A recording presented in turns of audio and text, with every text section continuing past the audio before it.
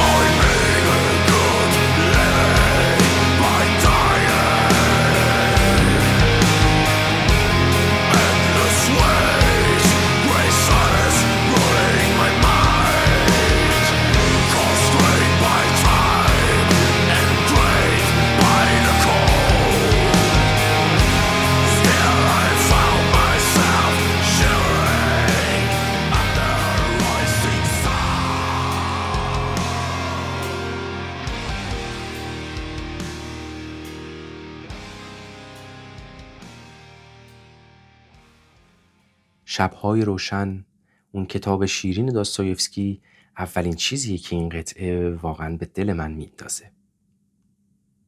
شب‌های روشن. اگه کتابو خونده باشید بهتر متوجه منظور من میشید که انگار تصور کن شب روشن یه مفهوم متناقضه. روشنی شب هم میتونه به معنی انگار نوری باشه که در دل این ظلمات پاشیده شده، اما در این حال یه حسی از مهتاب، یه نور سرد، یک سرمایی که روی این شب حاکمه، یک نور شاید غم انگیز توی این مفهوم هم مستتره. توی داستان شب‌های روشن اگر خونده باشیدش، ما دیالوگ یک دختر و پسر رو شاهدیم. یه دختر و پسر غمزده که بر حسب اتفاق کنار همدیگه قرار گرفتن و با همدیگه یه دیالوگی رو آغاز میکنن. یک گفتگو، یک صحبتی که بدون این که اصلاً نامی از هم بشناسن، به نوعی گفتگوی دوتا روح و ما شاهد هستیم. دو نفر که توی سیاهی شب بدون این که چهره همدیگه رو ببینن، بدون این که همدیگه رو اصلاً ذره از قبل بشناسن، بدون این که اصلاً حتی اسم همو بدونن یا حتی بخوان اسم همدیگه رو بپرسن، بدون این که خبر داشته باشن که اصلا تو کی هستی، شغلت چیه، چی کار میکنی، چقدر درس خوندی. در واقع یک گفتگویی که هیچ کدوم از اون مصادیق ظاهری توش مطرح نیست اینجا داره رخ میده. ارتباط دوتا روح با هم دیگه. و البته که حالا اسپویل نکنم، اما ماجرا توی قطعه ما هم نهفته است، اونجا که از اون غنچه‌ای که هرگز نرویید حرف میزنه، اون عشقی که با این که معشوقش نیست قراره تا ابد ادامه پیدا کنه. ما توی قطعه هم شاهد همین دیالوگ بین یک مرد و زن هستیم.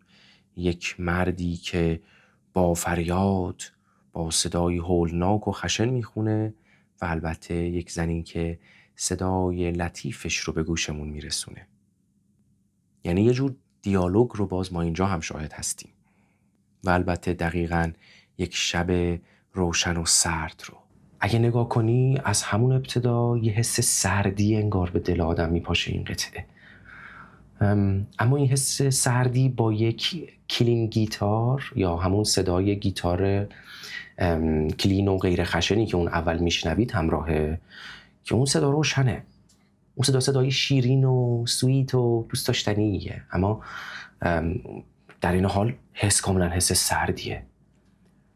و یه چیز دیگه که از همون اول اصلا واقعا جلوی چشممه اینه که یه حسی از نسیم سرد، یه نسیم سرد زمستونی به من میده که این حسو من فقط تصویرش نیست که جلوی چشمم میاد، نه من واقعا پوستم مور مور میشه از این سرما وقتی این ترک رو گوش میدم.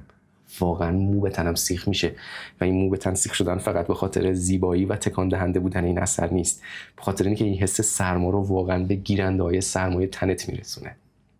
دقیقاً. خیلی عجیبه.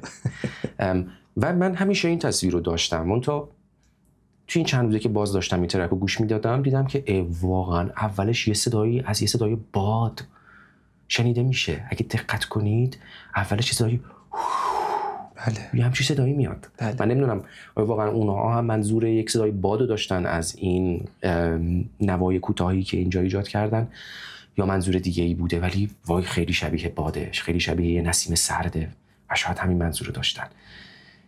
میلرزونتت این نسیم سرد و از همینجا هنوز قطعه شروع نشده، یک کلمه حرف که باهات نزده که هیچی، هنوز اصلا اصل قطعه شروع نشده، حتی ملودیش آغاز نشده، حسا رو به تو نشون میده، میپاشه تو دلت حسا رو. واقعا دوست داشتنیه.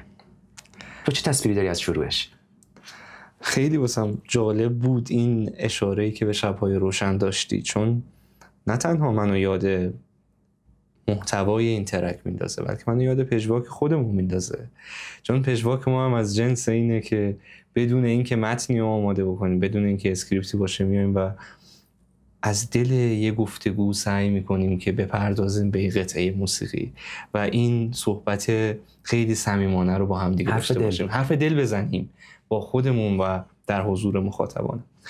ولی اشاره جالبی که به این ترک داشتی و ارتباطش با شب‌های روشن، مسلماً کلمه کلیدیش تضاد هست. ما داریم راجع به شب‌های روشن حرف میزنیم، ما داریم راجع به بلاد فلاور صحبت میکنیم. آره. از اسم ترک مشخصه که ما با یک مفهوم متضاد سر کار داریم. فلاور نماد زیبایی، عشق، زندگی. بلاد نماد درد، نماد زخمی شدن، نماد یک فاجعه‌ای که رخ داده و یک گل غرق در خون شده. این حرف خیلی جالبه و این رو داره به ما نشون میده. و خب خیلی اشاره خوبی کردی به دوگانه بودن وکال در بند دراکونیان که اونطور که من سرچ کردم اصطلاح The Beauty and the Beast، دیو و دلبر، مثل این که به این سبک میگن که واسه من خیلی جالب بود اسمش. و اصلا انگار بند دراکونیان اساتید تضادن، انگار اصلا ساخته شدن از انتخاب سبکشون که گوتیک رو گذاشتن کنار دوم متال و اون شاید یه قسمت رومانتیک و ملودی داره، این یه قسمت هارش و سنگین و دارک داره دقیقا. تا خود وکالشون، تا برسیم به این قطعه که اصلا به نظر من با تضاد شروع میشه. بنابراین در جواب سوالت باید بگم که ما با یک تضاد سخت و خونین در این ترک روبرو هستیم که حالا در قسمت‌های بعد من قسمت به قسمت در ابیات این شعر، در کلمات این شعر، حسی که از تضاد گرفتم رو بهت میدم. تو نظرت چی راجع به تضاد؟ اصلا تضادات چیزی هم که ما زیاد در موردش حرف زدیم، خیلی زیبا هستن. میدونی اینجا باز منو یاد یک جمله از داستایوفسکی انداخت، جالبه امروز اسمش داره انقدر میاد. من دقیقاً این جمله رو یادم نیست، نقل به مضمون میکنم، اما میاد میگه از واقعیت چی برای من رویایی تر. و تو نگاه کنی واقعیت ماجرا هم اینه که در دنیایی که ما زندگی میکنیم پر از تضاده. این تضادی که توی این قطعه در موردش حرف میزنه همون تضادی که هر روز ما داریم حس میکنیم. و انگار یکی از روش هایی که بتونی یک اثر زیبا و رؤیاگون خلق کنی همینه که بیش از همیشه به واقعیت بپردازی. این خیلی عجیبه و این تضادی که توی این قطعه وجود داره از جنس همینه، از جنس یک عشقی که توی دلت زنده است ولی نخیر نیست. از یک غم نبود محبوبت. و میدونی نه ماجرا خیلی دردناکتر و زخمین‌تر از نبود محبوب توه. در واقع صحبت از یک نوزادیه که پیش از این که زاده بشه مرده، اما پیش از این که زاده بشه تو باش خاطره داری، پیش از این که زاده بشه تو دوستش داری. میدونی غم از دست دادن ها با هم فرق میکنه. ممکنه تو یک عزیزی رو از دست بدی که سالها کنارت بوده، خاطر ساختی باهاش، حالا نیست، جای خالیش احساس میشه، شاید معمول ترین و شایع ترین و البته بسیار دردناک. اما یک مدل از دست دادن و فقدان وقتیه که یک مادر بچهش رو داخل شکمش از دست میده. یعنی flower never grew. یعنی گلی که هنوز اصلا غنچه نکرده. این دقیقاً عبارتیه که تو این قطعه استفاده میکنه. یعنی بچه‌ای که هنوز زاده نشده، اما با وجود این که این گل هنوز غنچه نکرده، من هنوز دوستت دارم. و البته نه این که فقط هنوز دوستت دارم، مثل قبل دوستت دارم. میگه I will love you just the same، در حالی که قبلی وجود نداره. مگه نمیگی این گل هنوز غنچه نکرده؟ در مورد کدوم قبل حرف میزنی که میگی مثل قبل دوستت دارم؟ از کلمه نور استفاده میکنه. هیچ وقت نروید. هیچ وقت نروید. خیلی جالبه این توصیفی که گفتی. آخرین قطعات پازل واسه این که من آلبوم آرت برای این ترک رو درک بکنم رو واسم ساخت. اگه یه نگاه بندازیم به آلبوم آرت، یک موجود غمزده افسرده نشسته کنار چی؟ نشسته کنار یه شاخه شکسته، یه ساقه شکسته که این رو تازه ترمیمش کرده. چرا؟ چون منتظر این گله رشد کنه. اما تو اگه نگاه بکنی این شاخه شکسته است و این گل اصلا نرویده. The flower that never grew. و این آدم در کنار این گل در انتظار بی پایان که توی خود ترک میگه endless wait grace solace ruling my mind، یعنی انتظار بی پایان و تسلای خاکستری که بر ذهن من حاکم شد. چرا؟ چون نشسته کنارش منتظره، ولی endless wait. حتی بانداژ هم کرده. بانداژ کرده، اینقدر امید داشته، اینقدر حواسش بوده که این گل بیاد، اما این گل هیچ وقت The flower never grew. و خیلی غم انگیزه. و ببین به چه حالتی افسرده شده و انگار اصلا مرده در کنار، در انتظار رویدن این گل در کنارش مرده. خیلی خیلی قشنگ گفتی و انقدر اسرارآمیز و مبهمه کاور آلبوم که من همیشه با یه علامت سوال بهش نگاه میکردم. و چقدر زیبا گفتی واقعا. من برام سوال بود، میگفتم این باندا چیه روی این شاخه درخت؟ اصلا این شاخه درخت اینجا چی کار میکنه؟ و دقیقاً این شاید این شاخه ساقه یه گله. دقیقاً گلی که البته هیچ وقت غنچه نکرد. و من در انتظارم. وقت دارم اون زخم رو بانداژ میکنم، دارم مراقبت میکنم. مراقبت از کجا میاد؟ از اون جایی میاد که من دوست دارم. مراقبت شاید یکی از حدهای نهایی دوست داشتنه. بله.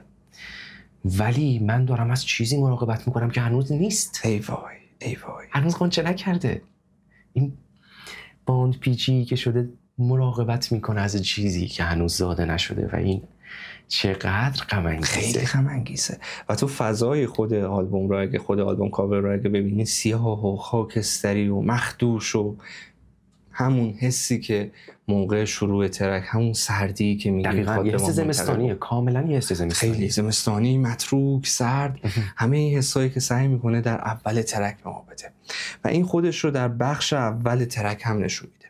من کلا ترک رو دو بخش میکنم: عشق، رنج، یا عشق و فقدان.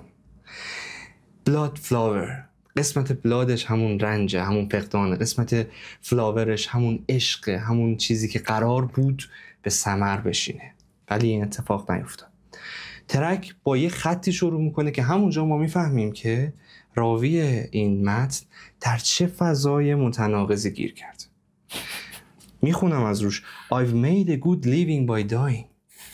ببین مثل چی میمونه؟ مثل این که من بگم خب محسن چه خبر، چی کار میکنی؟ تو بگی که خوبه، یه زندگی خوب برای خودم دست و پا کردم با مردنم. همونجا شوکه میشی.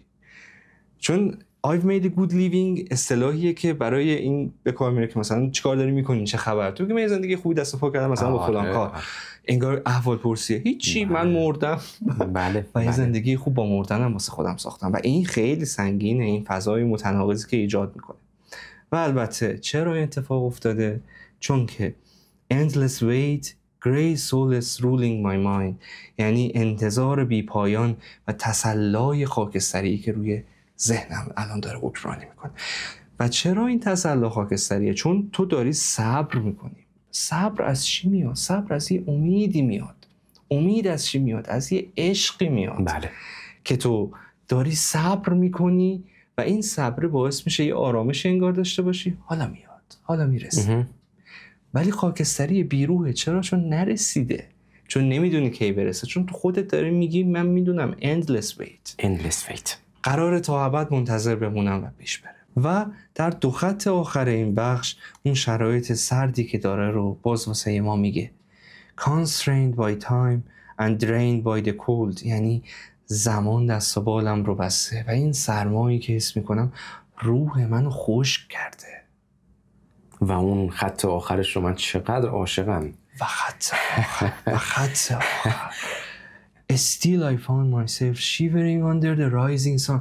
خورشید در اومده ولی من هنوز دارم میلرزم. تناقض رو نگاه کن. میدونی یه حالت اینه که تو گفتی که خورشید در اومده و من هنوز دارم میلرزم، مثل اینکه آمدن خورشید رو باور ندارم، یا اینکه خورشید هم توانایی این رو نداره که منو از لرزوندن باز بداره. دقیقاً. این خیلی برداشت درستیه. اما راستش من همیشه اینو گوش میدادم، یه برداشت دیگه داشتم و همیشه اینو به ذهن من مینداخت که خورشید اتفاقا منو میلرزونه.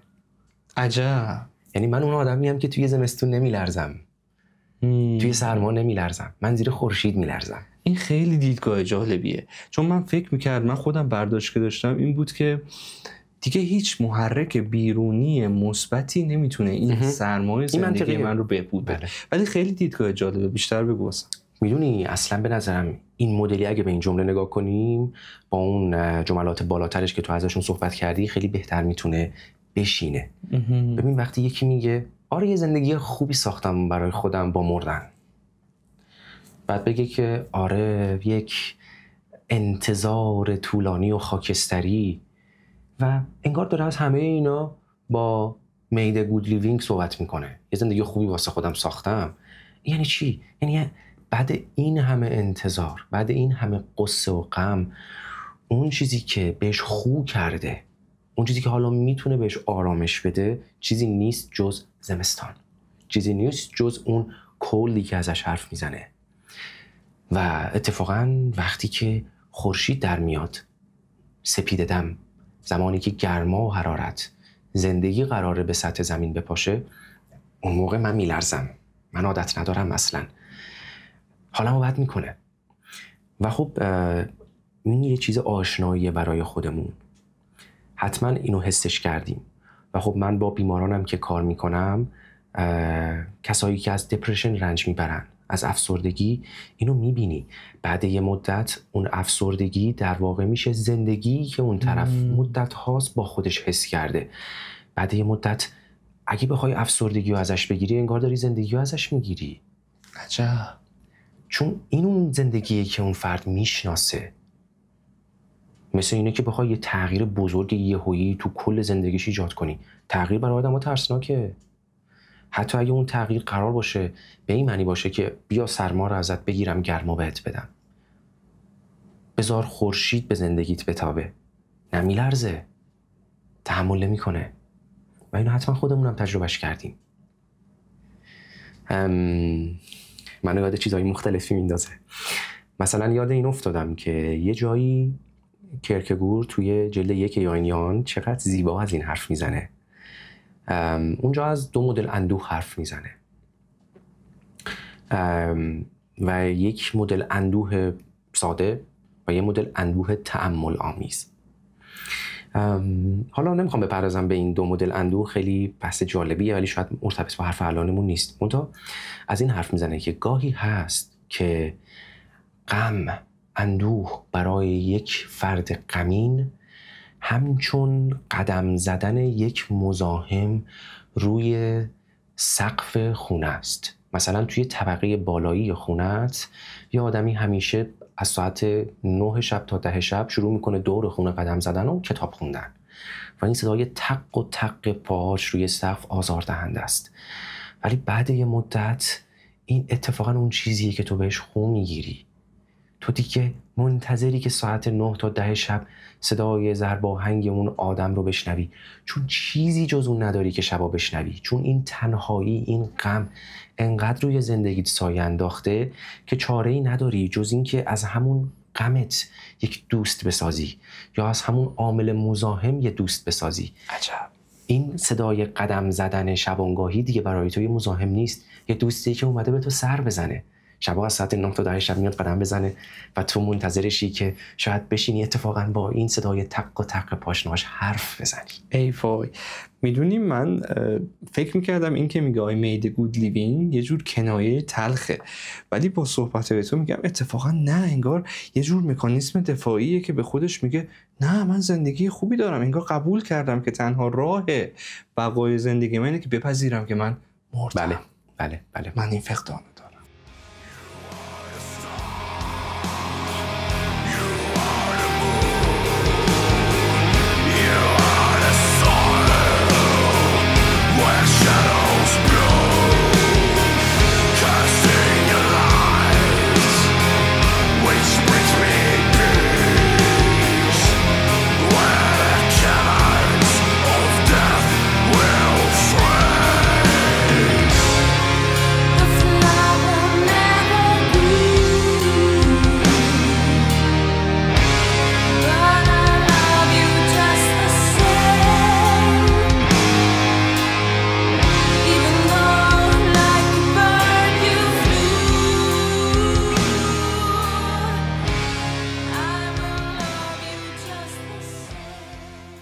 پاراگراف بعدی متن منو شگفت زده میکنه محسن. یه پاراگرافیه در مدح معشوق خودش و چقدر زیبا و چقدر عمیق ازش صحبت کرده. اینجوری ادامه میده که You are the star, you are the moon. ببین خیلی قشنگ گفته. ستاره و ماه خب نور دارن. کجا نور دارن؟ در محیط تاریک، در شب. تو نورشون رو میبینی، نورش بهت آرامش میده، نورشون رو دنبال میکنی، ولی در دسترس تو نیستن. تو ستاره و ماهی هستی که نورت، که خاطراتت، که عشقت راهنمای منه، نور منه در دنیای تاریکم، ولی you are the star, you are the moon. تو در دسترس من نیستی، دوری در دسترسم نیستی و این خیلی غم انگیزه واقعا. من اجازه میخوام خط دوم رو بعد از در آخر صحبتم بگم، چون خطیه که خیلی جفتمون راجع به صحبت داریم. اما خط سومش میگه Casting a light which brings me peace where the caverns of death will freeze. یعنی تو به من نوری میدی که آرامش بخشه، جایی که غارهای مرگ باعث میشن آدم یخ بزنه، یا به تعبیر دیگه ای میشه گفت غارهای مرگ یخ میزنن و متوقف میشن. من چنین برداشتم ازش. منم همین فکر کنم. یعنی نور تو باعث میشه من حتی به وحشت مرگ هم غلبه بکنم. بله. و تو اون ماه و ستاره‌ای هستی که این رو به من میدی. اما محسن You are the soil where shadows bloom. آخ، تو خاکی هستی که سایه ها توش شکوفه میدن. خیلی خیلی غم انگیز. نگاه کن، یعنی چی؟ یعنی خاکی هستی که سایه ها از تو شکوفه میزنن. و با خودم فکر میکنم آیا این سایه اتفاقا راوی این جملات نیست؟ میگه من خودم یه سایه‌ام و من البته از دل عشقم به تو، از دل تو شکوفه میزنم. من با تو زندم. و تو البته اون خاکی هستی که باعث میشی حتی یه سایه هم بتونه شکوفه بزنه. دقیقاً. من یه سایه، من کجا میتونم شکوفه بزنم؟ من سایه اصلا یعنی نیستی. سایه وجود نداره. سایه یک چیز عرضیه، از یک وجود به وجود میاد، یه تصویر خیالیه. اما تو اون خاکی هستی که باعث میشی حتی منی که احساس میکنم از شدت خاکستری بودن وجود ندارم، من میتونم از دل تو شکوفه بزنم. تو اونقدر حاصل خیزی، اونقدر پرباری که حتی من سایه، یا به تعبیری سایه های من، درد و غم من، اندوه من، نیمه تاریک وجود من در تو شکوفه میزنه و به یک چیز زیبا تبدیل میشه. و خب کم کم اینجا حالا با اون تضاد توی قطعه ما روبرو میشیم. همه این صداها رو ما تا اینجا با یک نوای دردآلود شنیدیم، اما اینو هم من بگم اتفاقا در ادامه اون تضادها که در موردش حرف میزدیم، تصویر ذهنی من از این قطعه علاوه بر اون زمستانی که در موردش حرف زدم، اون شب‌های روشن، یه چیز دیگه هم همیشه بوده. میدونی در عین اینکه این قطعه چقدر غم انگیزه، یه احساس خلسه‌ای به آدم میده. میدونی قطعه ای نیست که من برم بابتش زجه بکشم. قطعه ایه که انگار در عین اینکه یک آدمی با چشمان اشکبار داره در موردش حرف میزنه و میخونه، انگار لبخندی رو لبشه. کاملا تصویر ذهنیم ازش یک چهره خندان و اشکباره، چهره ای که اگه بیای یک کاتر بزنی وسطش و فقط به بالاش نگاه کنی، چشمان اندوهناک و اشکبار، اگه بیای پایینش نگاه کنی، یک خنده عجیب و سرد اما البته از ته دل روشه. The Grey Solace. دقیقاً. تسلای خاکستری. در این حال اما مدلی که اصلا دراکونیان هست و توی این قطعه هم خودش نشون داده، این صدا، این هارش وکال، خب ما هارش وکال‌های مختلفی داریم، صداهای مختلفی داریم. یه بار توی اپیزود 0 هم فکر کنم در موردش حرف زدیم اگه اشتباه نکنم، یا شاید اپیزود 1 اون جایی که در مورد بی زمین حرف می‌زدیم. بله.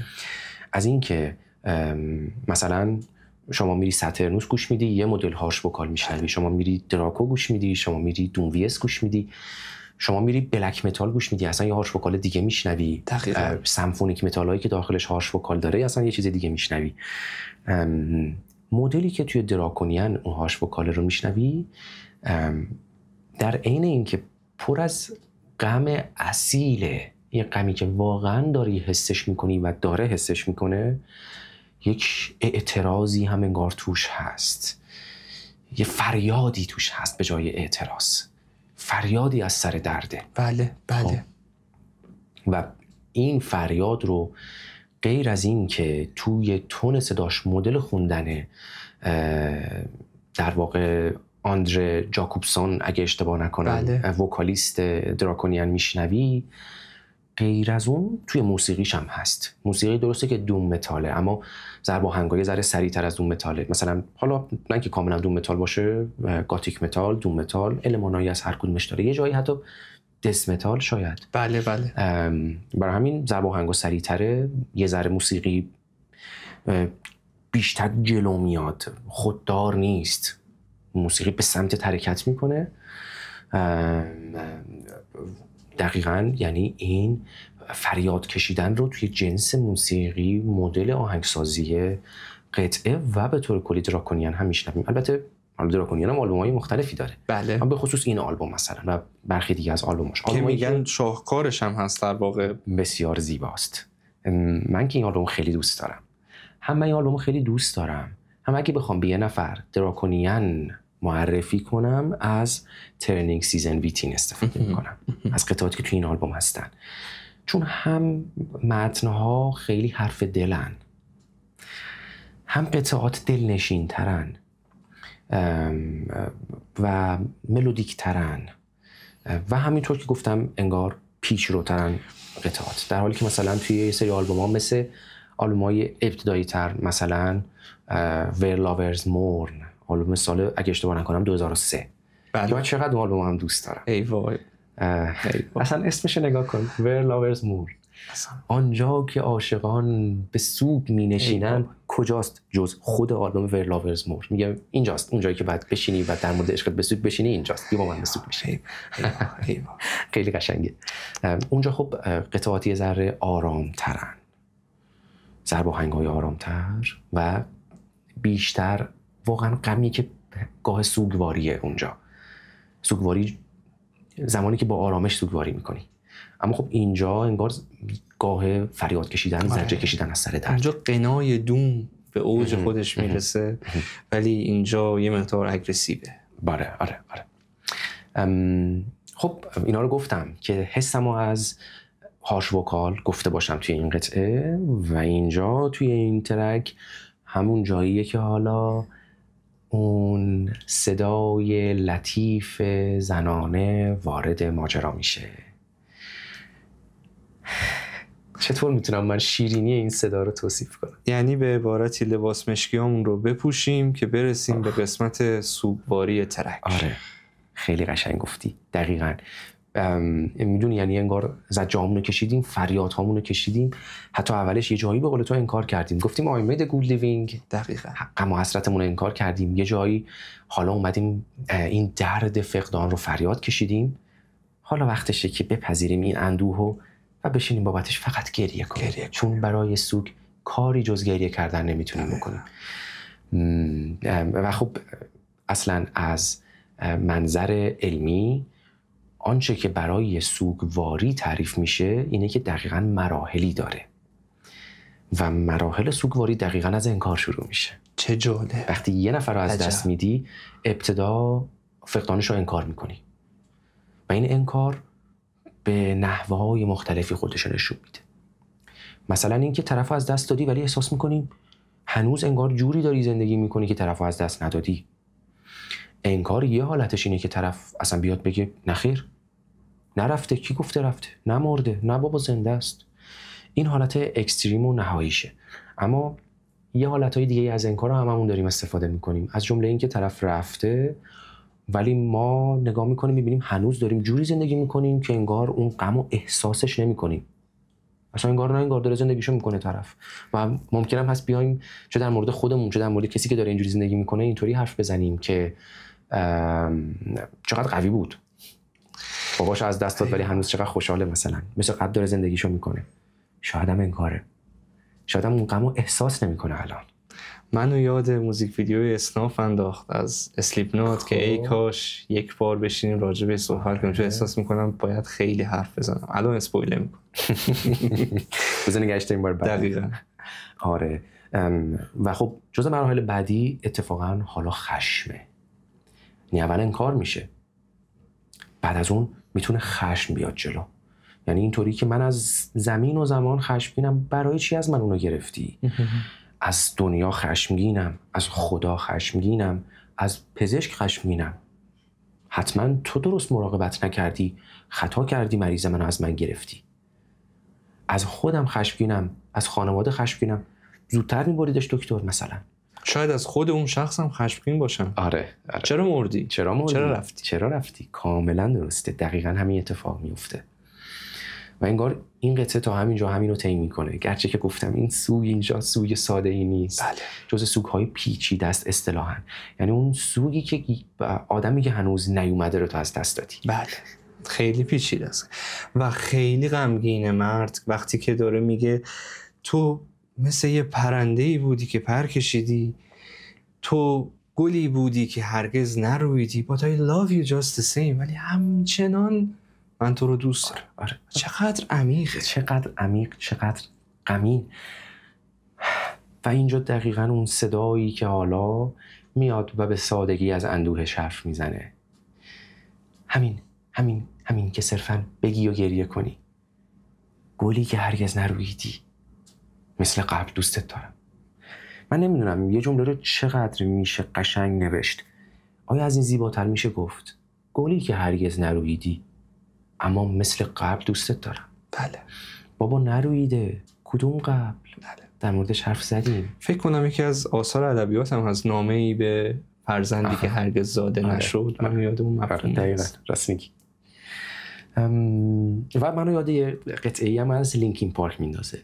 عجیبه که ما اینجا هنوز به لینکین پارک نپرداختیم، ولی حتما این کارو خواهیم کرد. قطعاً 100%. Roads Untraveled، جاده‌هایی که هنوز نپیمودی. بله. گلی که هنوز نرویده.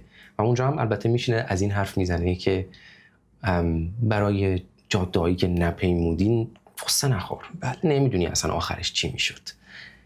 ولی من متاسفانه اسپول کردم، نتونستم مثل تو خودمو نگه دارم. میدونیم به یه معنی شاید به نظرم بود که این اتفاق خاصیه، مثلا کم پیش میاد که تو عاشق یک گلی بشی که هنوز نرویده. اما به یه معنی دیگه شاید برداشت ما از تمام از دست دادن هامون همین باشه. یعنی حتی اگه شده 100 سال با یه نفر زندگی هم کرده باشیم، وقتی که سال 100 روز 1 از دست میدیمش، با خودمون میگیم آخ چه موقعیت ها که از دست رفت، چه کارها که میخواستیم با هم بکنیم، حسرت اون آینده‌ای رو میخوریم که میتونستیم با هم داشته باشیم. به همین معنی شاید هر از دست دادنی این معنی رو درش مستتر داره. این معنی که آخ این گله هنوز قنچه نزده بود، یا اگه زده بود هنوز بزرگ نشده بود، یا اگه بزرگ شده بود میتونست از این بزرگتر بشه. نه تنها سوگ اون چیزی که از دست دادیم، بلکه سوگ اون چیزهایی که میتونستن وجود داشته باشن با وجود اون شخص، اما حالا نیستن. آرزوها انگار زیر خاک رفتن.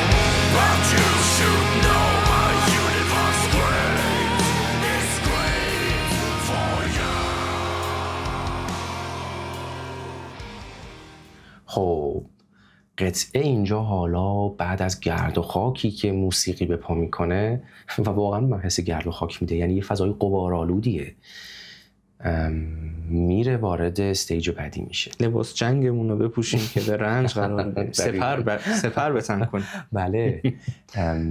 اتفاقا خوبه اینجا در مورد اون گرد و خاک موسیقیایی حرف بزنیم، به اون معنی که میدونیم شلوغه، صداهای مختلفی میشنوی، یه ریتم گیتاری هست که اون صدای خشن گیتار و صدای دیستورت گیتار رو میزنه و اون صدا در زمینه داره پخش میشه. اما یک گیتار الکتریک دیگه هم هست که داره اون صداهای اصطلاحاً سولویی رو اونجا به گوش ما میرسونه. برای همین چند نوا همزمان به گوش ما داره میرسه.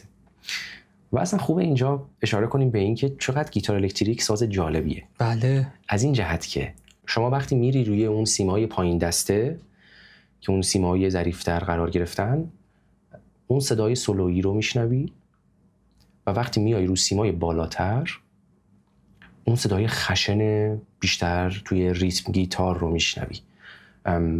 و کسی که سازو نشناسه فکر میکنه اینا دو تا ساز خیلی مختلفن. صداها هم شباهت دارن اما خیلی تفاوت‌های زیادی هم بینشون هست. یعنی یه سازی با قابلیت‌های بالا اینطوری شما میتونی هم یه صدای بسیار غم‌انگیز، چقدر صدای سولویی گیتار الکتریک دیستورت غم‌انگیزه، یعنی روح‌انگیزترین سولوها رو میتونی با اون صدا به گوش مخاطبت برسونی. اما در این حال کافی دستتو بچرخونی بیای قسمت بالاتر دسته، حالا بالاتر از نظر فیزیکی منظورمه، اونجا ناگهان صدای خشن، کوبنده، اعتراضی گیتار الکتریکو میشنوی، سبک عوض میشه. اصلا اون پایینی‌ها رو من همیشه تحت عنوان جیغ گیتار یا ناله گیتار، ناله گیتار، دقیقاً ناله میکنه اونجا گیتار، اون بالا ضرب آهنگای خشن اصلا عجیب. آره. و خب حالا اینجا البته میاد توی موسیقی از هر دوتاش استفاده میکنه، تو هر دوتای اینا رو همزمان میشنوی. و این چیه جز اون شب‌های روشن؟ دقیقاً این گیتار خشن اون شبه و یهو نه تنها میاد از اون ناله گیتار استفاده میکنه، بلکه خیلی هم ملودیک مینوازه، خیلی دلنشین مینوازه. و اینجاست واقعا این همون دیو و دلبر خدا دقیقاً دیو و دلبره، همینطور که توی آواز ماجرا بین این مرد و زن ما میبینیم. خب اینجاست که استیج بعدی شروع میشه و حالا البته درسته که اینجا رو هم اون بانو شروع میکنه به خوندن، اما با صدایی از سر نهیب میخونه. I am the blood, a fire in your soul. انگار ناگهان صدا میزنه. من اون خونم، من اون آتشم در روح تو. میدونی من با خودم فکر میکردم جورای مختلف میشه نگاه کرد به این دیو و دلبر. میشه نگاه کرد که به نوعی دیالوگیه بین اون محبوب از دست رفته و اون عاشق دلسوخته. آره کاملا میشه اینجوری بهش نگاه کرد. اما یه جایی هست که بیشتر کشیده میشه به این سمت که انگار یه دیالوگ درونیه در من، انگار اون آدم تنهایی که در اون فضای خاکستری نشسته و داره میگریه، اتفاقاً همون آدم در این تنهایی مطلق نشسته در یک دیالوگی با اون گلی که البته هرگز نرویده. آخه اصلا گلی وجود نداره که ما بگیم الان یه دیالوگ بین دو فرد واقعیه. نه، یه دیالوگ درونیه و این روانی که از هم گسیخته، یه بخشش رو اون عاشق دلسوخته تشکیل داده و یه بخشش رو اون محبوبی که حالا نیست، محبوبی که البته زاده نشده. و نه تنها خودش میشینه با اون محبوبی که ندارتش حرف میزنه، بلکه اونم حالا خطاب قرارش میده و بهش میگه من اون خونم، اون آتشیم که در روح تو زبانه میکشه، اون روح سرد تو، اون روح خاکستری تو، یخزده تو. من اون آتشم که درون تو روشن میکنه. و اینجا دقیقاً دوباره حرف میزنه از اون رویش که میگه، درست قبلترش گفته بود که انگار این معشوق من اون زمین حاصل خیزیه که حتی میتونه سایه‌ای چون منو در خودش رشد بده. اما اینجا اون طرف ماجرا رو ازش میگه، یعنی میگه تویی که یک منظره سرد و یخزده هستی، من اون گلیم که این قابلیت رو دارم که در همین زمینه‌های یخزده برویم. میدونیم اتفاقا اینا لحظات خیلی قشنگیه توی رابطه‌های انسانی. اینکه یک آدم تنهایی، یه آدمی که نتونسته تا به حال هرگز با هیچ کس حرف بزنه، در حسرت یک گفتگوی عمیق و نزدیک بوده، در حسرت یک رابطه عاشقانه، حالا میاد یه نفر رو پیدا میکنه که برای بار اول انگار به زندگی برمیگردونتش. ماجرایی نیست وقتی که من عاشق میشم که حالا صرفاً یک معشوقی پیدا کردم، یه رابطه‌ای پیدا کردم. ماجرا اینه که این عشق اصلاً خودم رو روشن میکنه، اصلاً درون منو گرم میکنه. دقیقا. ماجرا فقط این نیست که حالا من فقط زمانهایی که میشینم با معشوقم حرف میزنم احساس صمیمیت و گرمی و زنده بودن میکنم. نه، اتفاقا زمانهایی که مدت‌ها هم هست با معشوقم حرف نزدم، صرف اینکه این عشق در زندگی من جاری شده باعث میشه که من خودم برای خودم زنده تر بشم. اینجاست که حالا من آتشی شدم در روح تو، از این حرف میزنه. یا من حالا اتفاقا خون رگ‌های تو هم. خیلی پرسپکتیو جالبی رو مطرح کردی. کاملا با تو موافقم که پرسپکتیو ترک و پرسپکتیو گفتگو از یک حالت بیرونی به یک جهت درونی تغییر پیدا میکنه. در اینجا دقیقا مطابق با صحبتی که کردیم. منتها برداشتی که من داشتم این بود که تا الان داشته با معشوقش صحبت میکرده و الان انگار برای اینکه این فقدان رو باهاش بیشتر کنار بیاد، این عشق رو به یک عشق درونی تبدیل کرده. این معشوق رو به یک معشوق درونی تبدیل کرده و میخواد با خودش باشه که دیگه از دستش نده، چون محیط بیرون عشقش رو گرفته، اما وقتی که یک عشق درونی بشه، در خودش باشه، دیگه کسی نمیتونه اونو از تو بگیره. بله. و چیز دیگه ای که اینجا هست میگه که I am the blood, a fire in your soul.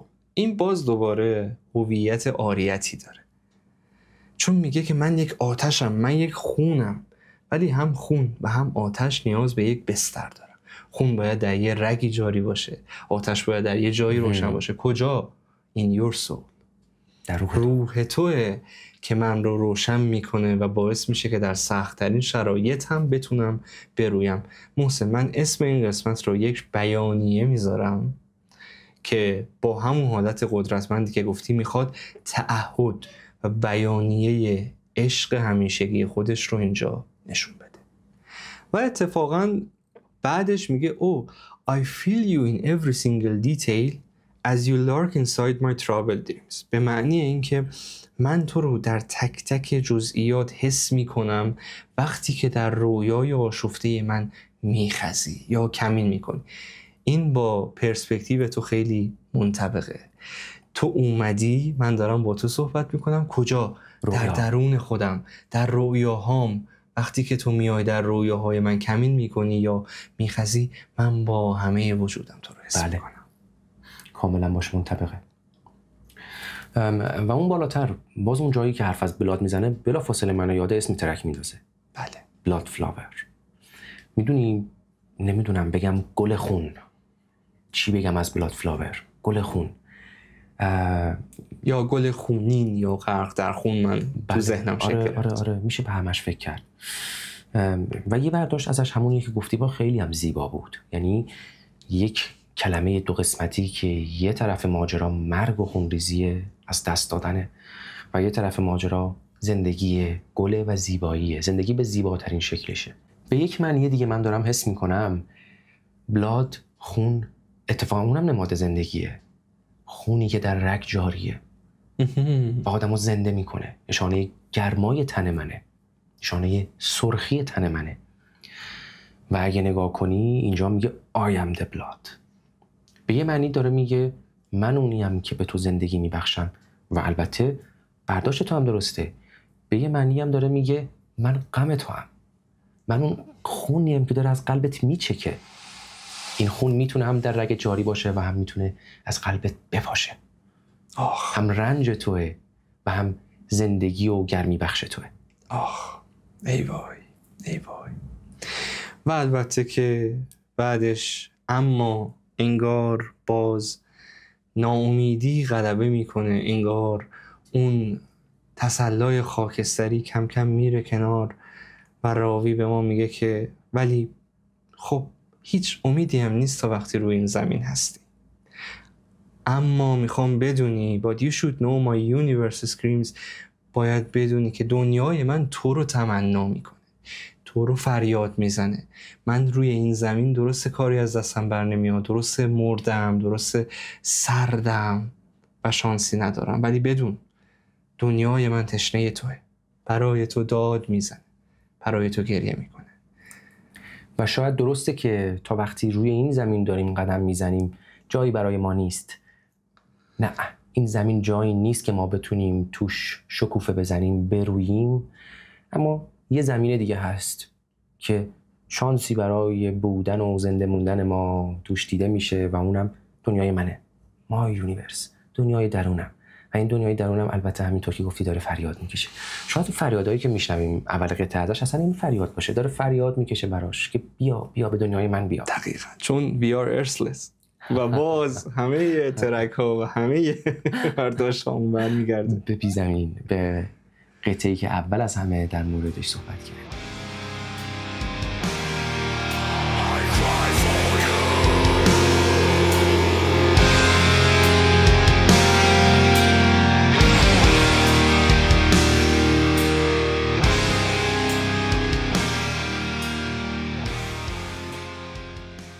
خب فکر میکنم اینجا مناسب باشه که یکم راجع به بند و آلبوم صحبت کنیم. موافقی؟ آره حتما.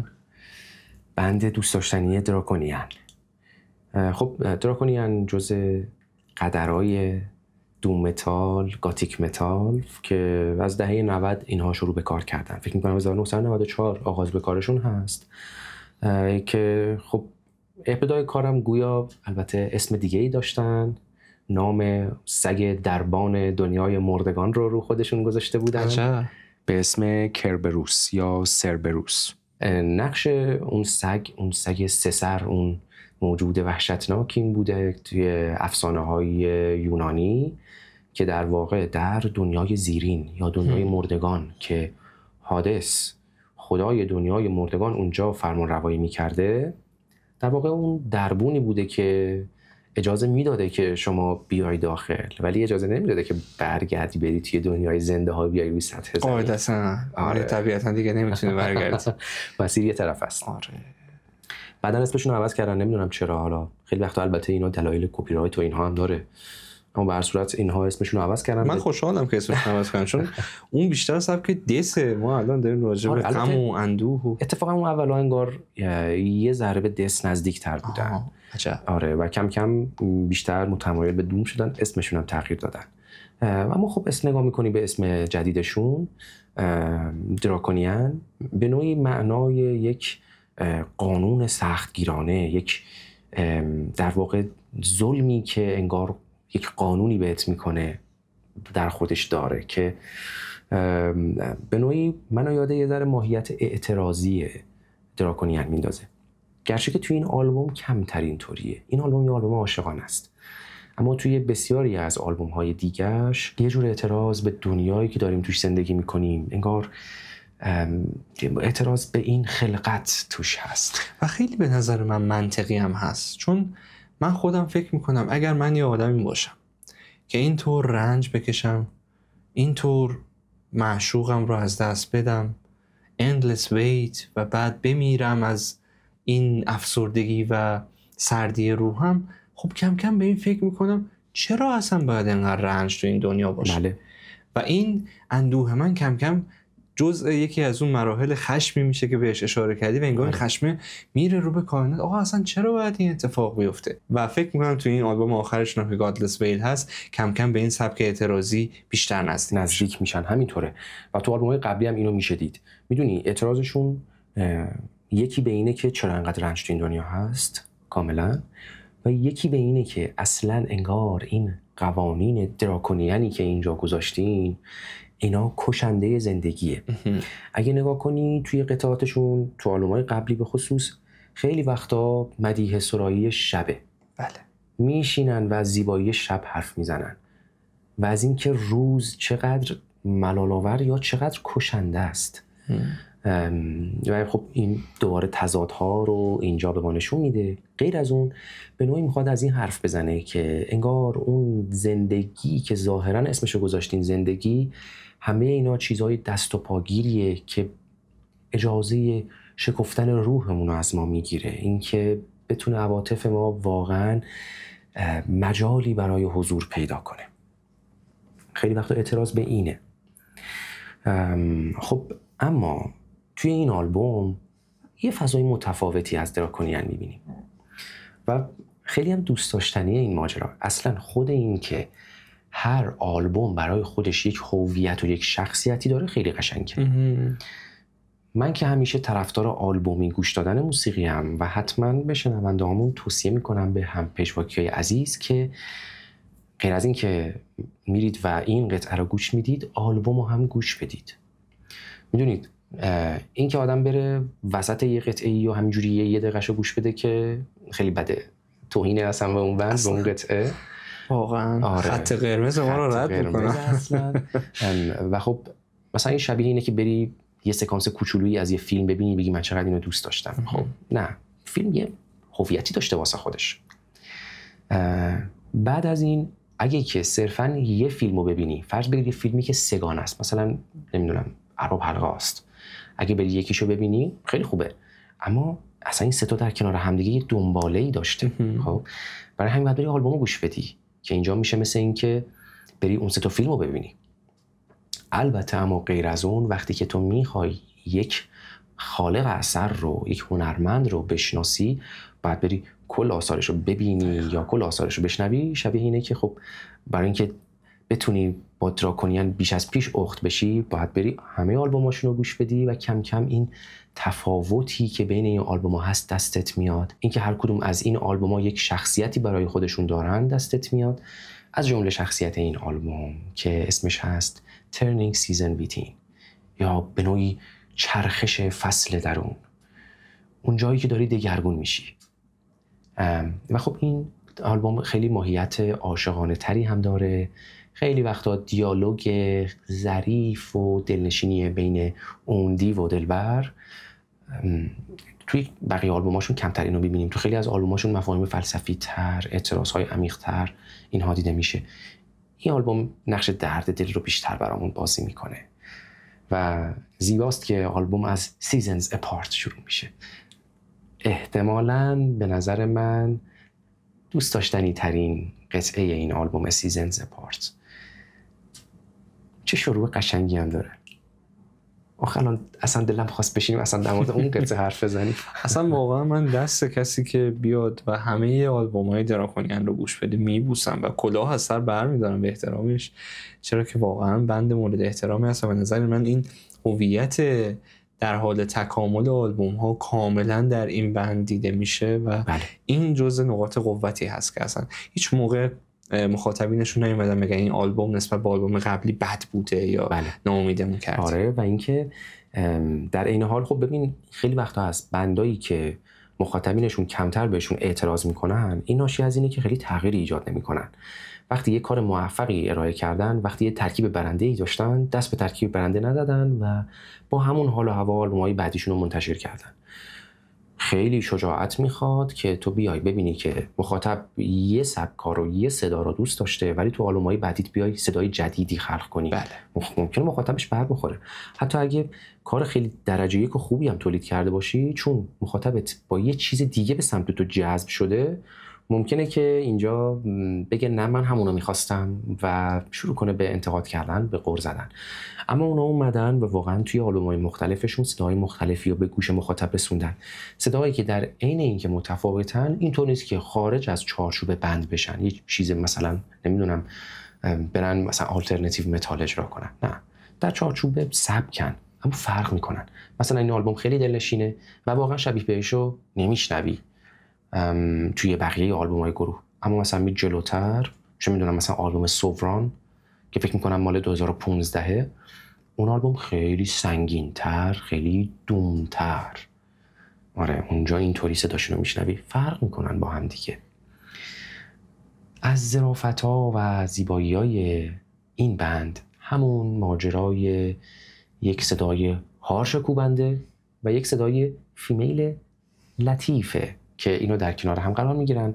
و میدونی این خیلی جالبه که یه هنرمند میتونه این تضادها رو جوری با هم میکس کنه که وقتی شنونده میشنوه خیلی به نظرش عادی بیاد و خیلی به نظرش اینا با هم دیگه خوب مچ شده باشه، در حالی که خودمونیم اگه مثلا شاید ما همچین چیزی نشنیده بودیم و یه نفر میومد بهمون میگفت میخوام یه بند بزنم که یک فیمیل وکال ظریف و لطیف و در کنار یه هاش وکال کوبنده قرار بدم، مثلا شاید ما به نظرمون میومد که چه جالب، میتونه در کنار هم قرار گرفتنش قشنگ باشه، ولی شاید گوشه ذهنمون هم میومد که حالا فکرش نکنم عملی هم باشه، مثلا واقعا در عمل چیز خوبی از آب در بیاد. دقیقاً. ولی اونا این کارو کردن و تبدیل به اثر انگشتشون کردن و اصلا استاندارد تعریف کردن. ما بندهای دیگه هم داریم مثلا اپیکا، ولی این ظرافتی که دراکونیان به خرج میده و وکال فیمیل رو میذاره روی قسمت‌های از لیریک که اون حس زنانگی و اون فیمیل بودن رو داشته باشه و اون قسمت‌های هارش رو به اون قسمت زجر ماجرا نسبت میده و این تضاد رو کنار هم میذاره و فکر شده اینها رو میچینه.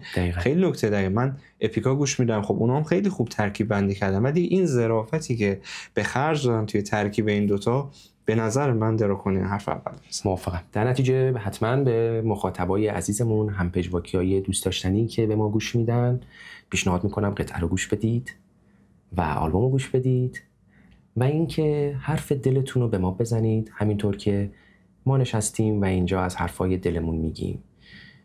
صحبت ما توی پژواک بر مبنای تداعی آزاده. به نوعی این عبارت فنی توی روانکاوی اینجا خودشو توی حرفای دل ما هم نشون میده. اینطوری که ما نشستیم روبروی هم، چیزی که به دلمون میاد و میگیم. بابت همینم درست و غلطی در کار نیست، خوب و بدی در کار نیست و شنونده‌های ما، عزیزان ما، میتونید هر چی که به دلتون رسید، حسای خودتون و نقطه نظر خودتون و اونطور که شما این قطعه رو شنیدید با ما در میون بذارید. من هم خیلی مشتاق هستم که از حس و حال مخاطبین عزیزمون بدونم، چون که جدای از این که دونستنش خیلی لذت بخشه و خیلی شیرینه این که به همون اعتماد کنن و با همون در میون بگذارن، این حس طوفان حسی که ما دوست داریم در گفتگوی بین خودمون و مخاطبان باشه بسیار چیز ارزشمندی میتونه باشه. همینطوره. ممنون که ما رو شنیدید و خدا نگهدار. خدا نگهدار.